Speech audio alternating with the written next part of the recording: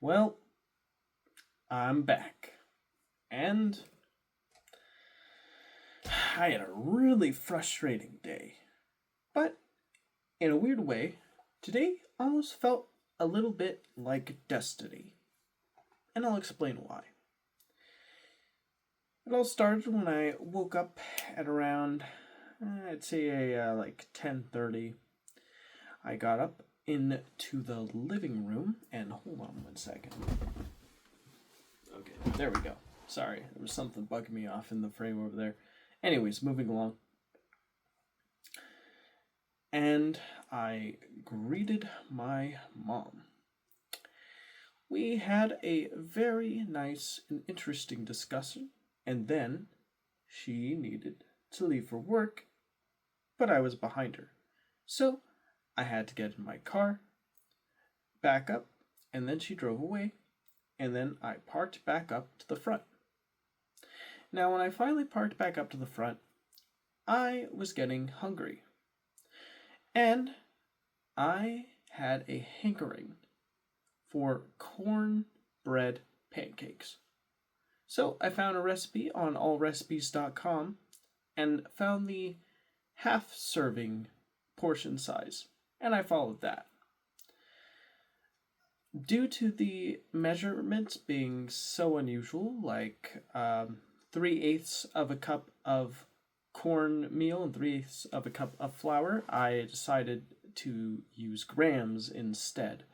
I actually had to ask the Google Gemini about that. So, a little bit of a hassle, but I was able to solve that problem. And I mixed up everything and on top of those different ingredients, it also had sugar, um, um, salt, baking powder, baking soda, and milk, low fat milk, 1 egg, and 1.5 tablespoons of butter.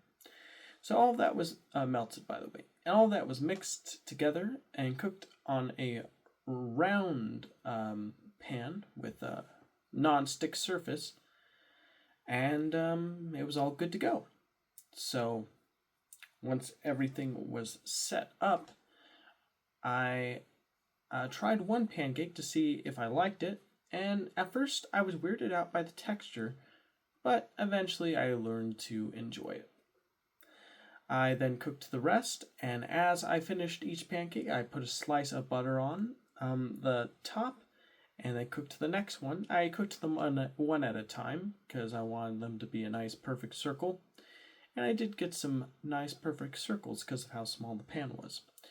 I then made some coffee, and I took some raspberry syrup. I poured it under each layer, kind of like it was literal, triple layered cake. A corn cake, though, and I had my corn cake stack, which was about three, and my coffee. And originally, I was going to watch the newest Digital Foundry, but to be honest, the title didn't really fascinate me at all. It said something about like PS5 Linux, like port backtester or whatever, and that just didn't sound that engaging or interesting to me. I don't really use Linux, and I don't know, like it just sounds kind of like an exercise in futility to me. It's like, but I guess it's kind of cool because it gives players more options with the hardware they have. So, I mean, I don't really know exactly what it means. Like, what is Linux now available on PS5 or something? Or did they use like a PS5 grade PC in a box and tried running Linux on it? I'm unsure. I I actually later tried to watch the video like a little earlier before recording this, skipping around to the parts that show the game performance, which at the end of the day that's what anyone would be there for, right? And it's pretty much the exact same as it would be on regular hardware, so okay, cool, I guess. I'm but honestly, I don't I did It just didn't sound interesting. Instead, there was this new Cal Arts film, short film. I don't remember the title of it though, but I watched this short film because that sounded like something far more interesting to me. And um, it was really cool and honestly really beautiful. It actually got me emotional, made me tear up, if I'm being honest with you. Like, it was that impactful to me.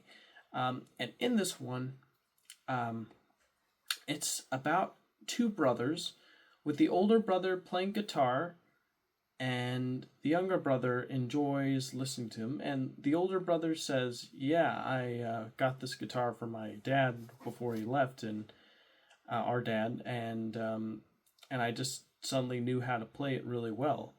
And yeah, he like started playing for his like brother and for the like sheep all around the field. And then later on, there was this mysterious car that showed up, and like the boy was like, "What the heck is up with that?" And then the guy shows up later. He looks like he's almost about to run over the boy, but he stops, and he says, "Yo, you better be careful. Oh, and by the way, your brother's gonna stop playing for sheep, and he's gonna start playing for people." And then he drives off. And so the brother's really sad because like his older brother's gonna leave, and he's gonna be all by himself with the sheep. So he's really upset with him. And in the morning, like the older brother leaves his guitar with like a little like cape tied to it. In the morning before he leaves. And so the brother decides to try to get his attention. He's like, "Hey, no, don't leave, wait." And the older brother's like, "Hey, stop the car! I want to see what's going on." So he goes out to see, and he's no longer following them. But then he turns around and he sees his little brother up on a hill, and the little brother plays this melody with his guitar, and he plays it so well that he tracks like an entire like stadium full of sheep like that all just appear out of nowhere, and they all are like really loving his music. And he plays a really beautiful like guitar ballad that like he doesn't there's no words, entirely instrumental, but it's really emotionally powerful. Like I mean, it sounds silly when I'm talking about, but honestly it's really profoundly, I found it really profoundly beautiful, if I'm being honest with you. I really did enjoy it.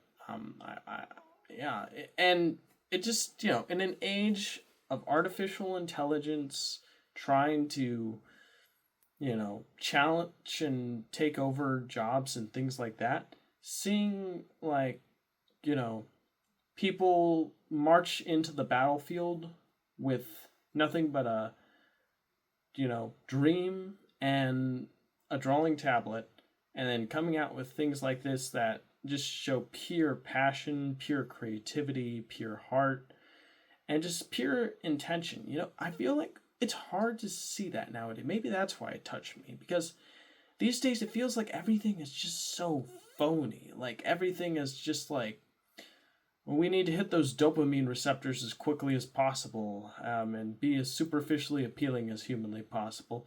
And it feels like we've lost the plot as people. Like we forgot what it means to be human, and what it means to make something that feels meaningful. And I think that's why I found it so emotional. It just felt meaningful, and that's the kind of powerful meaningful. The kind of meaningful where you can't exactly explain why it's so touching and so powerful, but you feel it. And if you feel it and it resonates with you, then that's when you know it's powerful. And that's why I think I just loved it that much. It was amazing. I even commented, "Beautiful, I cried," in the comment section. Like, yeah, it was fantastic. But yeah, after I watched that, I felt the need. I didn't feel at all like watching anything else. In fact, I felt a strong need to get my sketchbook and start doing a mini storyboard about my phone addiction. Like, this just came out of the blue, just came out naturally from me. Like, I felt like I really needed to do this, like, which is rare for me. Normally, I am in zombie mode. Normally, I'm like, ooh, I guess I'm gonna watch these videos and waste my day away. But this time I just actually decided to commit to an idea, and I felt passionate enough about the idea to try to see it through. And basically, the storyboard, which I don't have with me because it's in another room right now, but the storyboard was essentially about me getting up, me grabbing my phone, me putting on my headphones, and me listening to like podcasts, and then you see this like think bubble over my head, and it's like a battle in my mind of like the phone looking entertained, doing tap dance, and then there's me like wiping it away and like holding up like a book like animation study, and then like I'm like run like the phone runs in a truck that has like fun written on it, um and then like and then I blow like that idea out in the imagination bubble and like show like me um learning how to garden and stuff. And then at the end, after like the battle in the mind finishes, like it's like me looking up and I'm like, oh my gosh, I think I'll do it. And then I look outside and it's already nighttime. And that was me trying to create like this storyboard that's sort of a representation of my mind. I feel like most days these days, where it's like I have this just constant like pull to the phone, this constant addiction, but deep down my mind knows that I can do so much more, that I know I can succeed and really become a great storyteller, a great filmmaker. But then I constantly like get bombarded by the dopamine and the instant gratification that the phone provides, and it's this constant battle in my mind, and it of like this insidious you know grab of my attention, and it's really made me realize that attention really is the most valuable thing, like more valuable than money, more valuable than like knowledge, because none of that is worth anything unless someone's paying attention to it. If you're not paying attention to something, you're not giving meaning to something. If you're not giving meaning to it, then it's meaningless. So for my money, attention is more valuable than any stock money can buy, any dollar you can grab. Attention is the key. And I think that's something that I've learned through that experience this morning. But moving along, I after that whole endeavor, I decided to schedule an appointment for donating plasma at a location, a new place, not the same place I went to last time. And so I decided to let my mom know through text and let my sister and family friend know. And I was going to leave, but then I forgot my wallet, so I grabbed my wallet and then I left. And as I was leaving, I decided to listen to a podcast called The Creative Block, where it's two animation storytelling veterans who were interviewing this 28-year-old lady who was talking about her experience only being in animation for 3 years, and that being spurred on by COVID, and how she originally was like, she wanted to be a neurosurgeon at first, and then she moved on to different like areas of study in college until she moved to a different like state and in like or like Ireland, and then she like learned about like theater, and the learning about theater, she got really passionate about that, and she wanted to just do playwrights for the rest of her life. That's how passionate she was. And then COVID hit, and it caused her to, hold on one second, my phone is running low on, okay, thank goodness. All right. Ooh, put a pause there, didn't it? Anywho, she wanted to then switch career gears to animation, because at the time she couldn't do plays because COVID happened, and she found that she really enjoyed animation, and she enjoyed doing backgrounds and things like that. And she even enjoyed learning about the more intricate things like lighting and like presenting a problem, asking a question about the problem, seeing if that led to a solution, and if it didn't, see why it didn't lead to it, until she eventually ruled out every possibility until she got to the core truth. Which, at the end of the day, that's how you really should be learning. You should just shouldn't just blindly accept every single thing that's thrown to you. You should have a goal you're going towards, and ask yourself why you're going towards that goal, and then see what will feed into that reason why, and see what doesn't, avoid what doesn't, only focus on what does until you finally achieve what you're trying to create.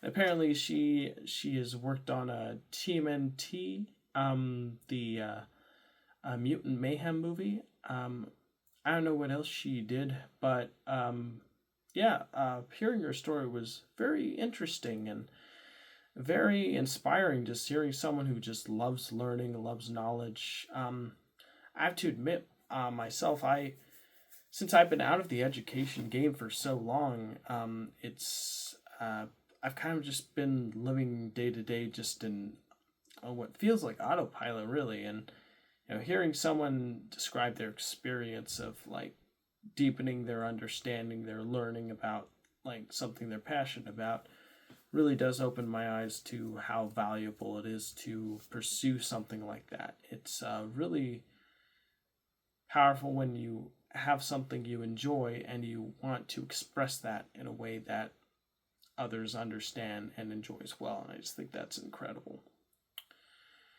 Well, anyways, after that, I arrived at the donation center. I said I had scheduled an appointment.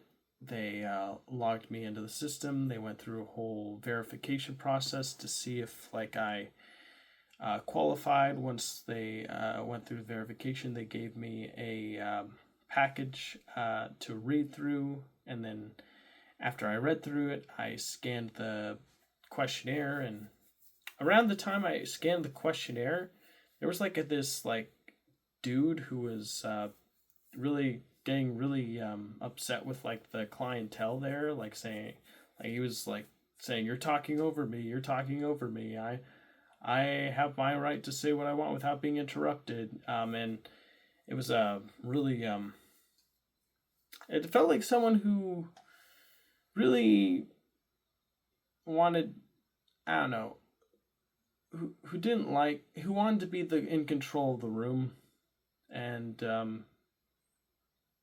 you know, didn't have patience. It just created a really uncomfortable environment. Really made me feel kind of antsy, if I'm being honest with you. Yeah, I didn't like that. Oh, and another thing that didn't make me feel comfortable is there was like this guy who was asking me, "Hey, are you a first time donor? If you are, maybe you could be my referral so I can get an extra $50 to $100." I'm like, "Sorry, sir, but I already signed in. I can't do that." Like, and then he left. So yeah, you get some interesting characters. That's for sure. That's for sure. So I ended up filling out the questionnaire. I let the person there know. I scanned it. I was put into a screening room, and then I was asked about one of the questions. And I said, "Well, this is what's going on." They said, "Well, we're gonna have to get a doctor's note from you, so before we do anything more, because we don't feel comfortable at the way you answered this particular question." I'm like, "Well, okay." And it was about my heart. Like it asked, "Have I had any heart problems?" And I said, "Well, sometimes after I eat salty food, like it feels like there's sort of like a pinch right here, and I like have to like breathe, and then it goes away. But that usually only happens when like I eat really salty food, and like I need to take deep respite after." But they were concerned about that, and they wanted me to get checked by a doctor. So I was like, okay. So I went off to the nearest hospital. But before I did, I tried calling the hospital that I'm a part of to see if like how the process will go, and they said, for the most accurate response, you'd need to go to a prime doctor, but to get just a general diagnosis, um, you can go to the urgent care. So I was like, okay, I'll go to the urgent care. So I went to the urgent care and I waited like 2 hours. I got in and basically I was just said, I don't know, get a prime doctor. I can't do anything about it. And that was left off on my merry way. So that was a huge waste of my time and energy and gas. Pretty sucky. So I tried calling someone through the phone, part of the hospital. I told them my situation, and I also asked if I could schedule an appointment. And so now I'm having an official scheduled appointment with a doctor Thursday morning at around 9:10. So I'm going to be doing that. Hopefully I find out nothing's wrong with me. I mean, I really wish I didn't say anything about my. Well, okay, maybe it was a good thing I did, because that probably is a genuine concern. My health should be top priority over anything and all else. Because if I don't have a healthy body, then I can't do anything. So it was good that I answered it in that way, so I know what's going on with my body. That is good. So I'll say that. Yeah, it's just it's quite feels like I'm gotta jump through quite a few hoops, but hey, if it means that I know what's going on, then that's nothing but a good thing. That's priceless. And the good thing is that the checkup is covered by my insurance, so that's nice too. All right, well, after that, I eventually arrived home. My middle sister actually, my mom called when I was in the urgent care, and she let me know that my middle sister was there. And the original plan was that as soon as I returned from my donation, we would watch One Piece together. But because of the whole going to urgent care, waiting 2 hours, being told, oh, I don't know, and then going in my car and scheduling an appointment, it ended up going off all the way to like 9 or like, yeah, 9:30. So ultimately, it took forever. And yeah, I mean, like I said, it's a good thing that I'm getting this stuff sorted. Like, I'd rather know what's going on with my body than not know. But, it's a shame that, my sister was expecting me to be there, but I wasn't. But, hey, I was expecting to go to, like, urgent care today. But, that, things happen. Anywho, I eventually arrived home. My mom asked me when I was waiting urgent care if it'd be all right if she could rent a movie on my Prime account. So I said sure. So she rented this movie and paid me back for it. It was a film called Good Luck, Have Fun, Don't Die. I caught like the last like 10-15 minutes of it, and they had prepared like dinner, so I heated up the meat. I heated up the rice. I heated up the two tortillas. I put it all together, wrapped it. It was really good. Really enjoyed it. And I sat down and watched the last 15 minutes with them, and I really thought it was like a really bizarre, interesting film. I like walked in the part where they walk into like this like area where this kid's like typing on like a computer, eating Cheetos, and like looking at like a triangle with like code on the wall. I wanted to tell my sister that the code on the wall kind of reminded me of like that DMT laser experiment that I was looking at. But we they were so into the movie that I didn't have time to say it, so I just said, oh, I'll tell you later. But anywho, yeah, basically like it was this like AI super brain child that was trying to convince this lady that, oh, it's inevitable. I'm inevitable. AI super intelligence is going to come whether you like it or not. But I can make a perfect world for your child. And then she was like, "Oh no, I don't like you. You suck. It's all a lie." And so she tries to, like, you know, put in a good protocol into the AI system so that way it won't, take over and destroy humanity. So ultimately, things seem good, but then, oh no, turns out things aren't good. Turns out that that the ending was too perfect, and that it all was just part of a simulation. And then the movie starts like how I assumed at the time it ended, where he goes into the Norm's restaurant and talks to the lady who, well, spoiler alert if you haven't seen the movie, um, click away. But if you have, talks to the lady that turns out to be his mom, um, and says, "Yo, we need to figure out how to," because apparently the lady who's the main character's mom is allergic to technology, and so he's like, "We need to figure out how to get you, get your allergicness to technology into the entire planet. How are we gonna do that? We could make it like a viral thing or something." And then that was like the end of the movie. And I was like, "Whoa!"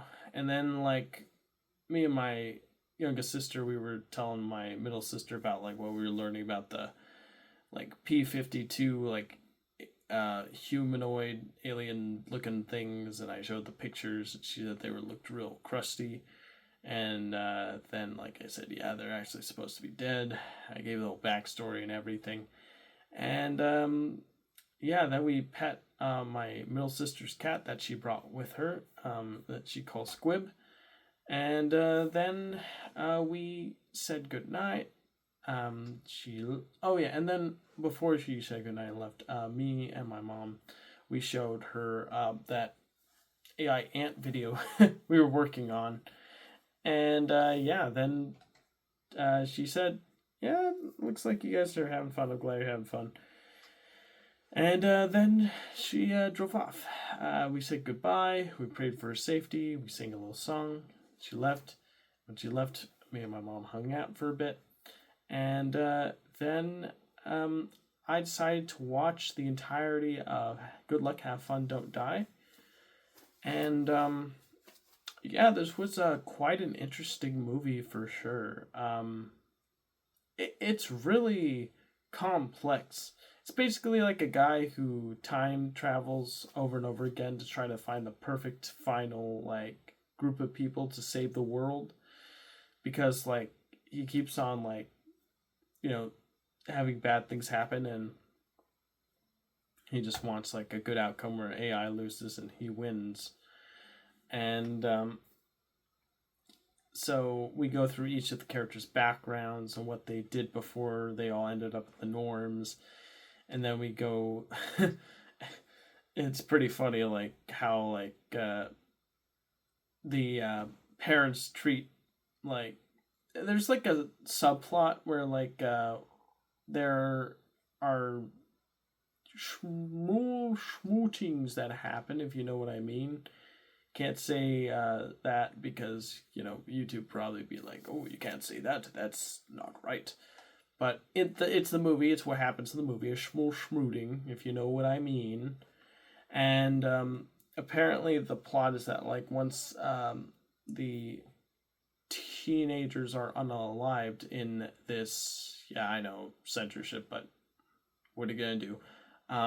Once they're unalived, uh, there's like this facility that clones, like, the teenagers that were unalived. So it's like they're back, but they end up becoming advertisements for, like, products, and they also like, always thank soldiers for their service.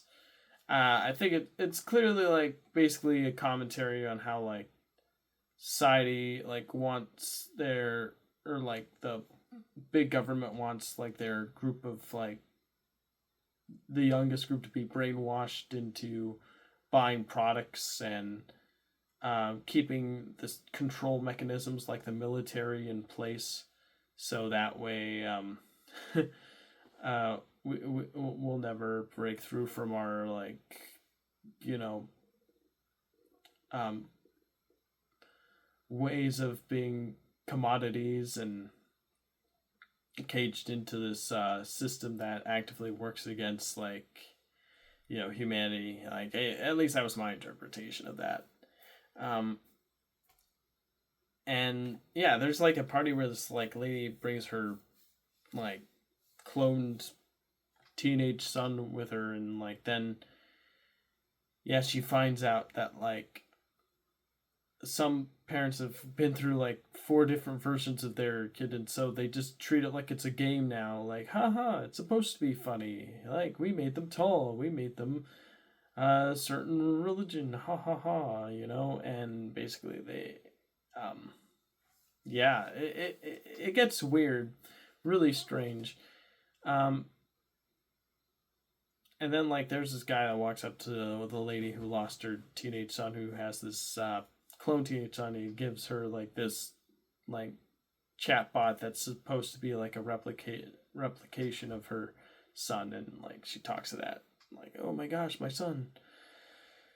Yeah, and there's like teachers who's like basically commentary about like how students don't really learn or retain information anymore because they're so addicted to their phones, and they become zombies now, and our society is basically headed towards a social collapse if we continue going down this route. It definitely felt like a angry like director who sees like this world of what it seems to be turning into, and he wants to shed a light on what he believes, so that way he can get people to go, oh no, this is messed up, let's turn back, this is bad, let's get out of here. Yeah, that's definitely what it felt like. And to be fair, like there was a lot of there is a lot of warranted worry, because yeah, the world does seem to be going down a twisted route that we probably don't want to be going down, like, so we need to figure out ways of not having that happen. But yeah, and it was like basically this guy wants to recruit all these people, and they go save the world by stopping this like kid from creating super powerful intelligence. And basically the end of the movie is very interesting, because it essentially proves, in my opinion, that they were always in a simulation from the very beginning. Because in the film they establish that like when you put on this headset and then you take it off and you talk about like what you're saying to your friends in the headsets, we say good luck, have fun, don't die in the headset. And then at the end of the movie, like the kid character in the film says good luck, have fun, and then the dog says don't die. And basically I think that was an indie. And then there's like this weird cat kaiju which has like a cat head with a bunch of like little cat faces all around his neck, and it's got like a giraffe body but with like a elephant member, if you know what I mean. um yeah, and I think it was like making commentary on like AI slop image generators and stuff like that. But wouldn't it be funny if they like like generated that like cat kaiju with an AI generate like image generator? That'd be kind of poetic in a weird way. But basically, uh, I think that the main character, was always in a simulation. It started when he put on the headset after he lost his mom due to the AI. And in the simulation, because he knew that his mom did not like AI and his mom was like the only person of contact he had, he decided to spend the rest of his days inside this virtual world, um, trying to find the right way of defeating AI by replaying this game over and over again. So, yeah, I think that would explain why it's the logic of it. It's just so weird and like doesn't make any sense and just feels like a weird game. So, yeah, that's what I think is going on. I came upon this theory after I was finished watching the movie from beginning to end, and I went like on YouTube to look up ending explain, and it didn't give that explanation that I gave, but one of the YouTube comments in the video gave like an explanation that was pretty much what I just gave, and I liked it so much that I think that I am putting like I'm backing up that theory for sure. Then I talked to my sister about it, and after that, I took my vitamins before watching the movie. I even ate some those nerd gummies, and then I ended up brushing my teeth and recording this video. So that's pretty much my day in a nutshell. Thanks for watching. I'm gonna go sleep now. Take care, everybody, and have yourselves a good rest of your night. Bye.